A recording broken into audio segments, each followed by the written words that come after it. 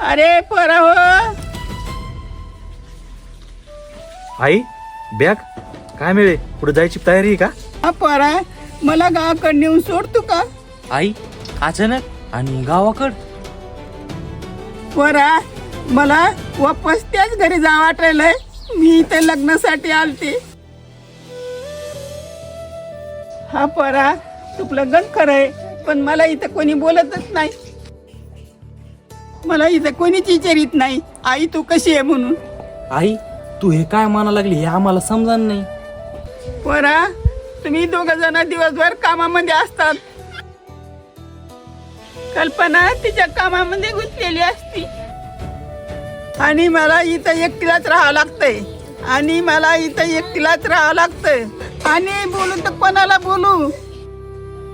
त्याच्यामुळेच वाटतंय गावाकडेच जावा. पण आई आता गावाकडे कोण राहिलं आता? आई हे घर बी तुपलंच आहे ना. आई तू अगोदर बसून घे बरं इकडं.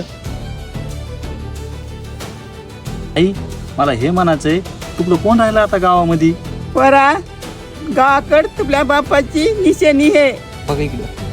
बघा तुला वर आता. दोघांचं गावाकड लहानपण आहे. आपल्या तिथं शेजारच्या सोबतीने सुद्धा आहेत. मी तिथं त्याच्या साऱ्यांनाच जगते. जशी लेकराला आईची गरज असते ना, तशी म्हातारपणाला लेकराची गरज असती.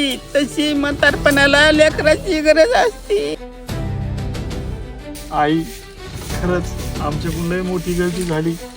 आई खरंच आई आम्ही कामामध्ये एवढं बिझी झालो की आम्हाला पण एक आई आहे म्हणून. आई मला माफ करा. तुला एक आता आम्ही वचन देतो, आम्ही कामामध्ये किती जरी बिझी असलो ना तर नक्कीच तुला आता टाइम देऊ. आई तू आम्हाला कधीच सोडू नको जाऊ. खरंच आई.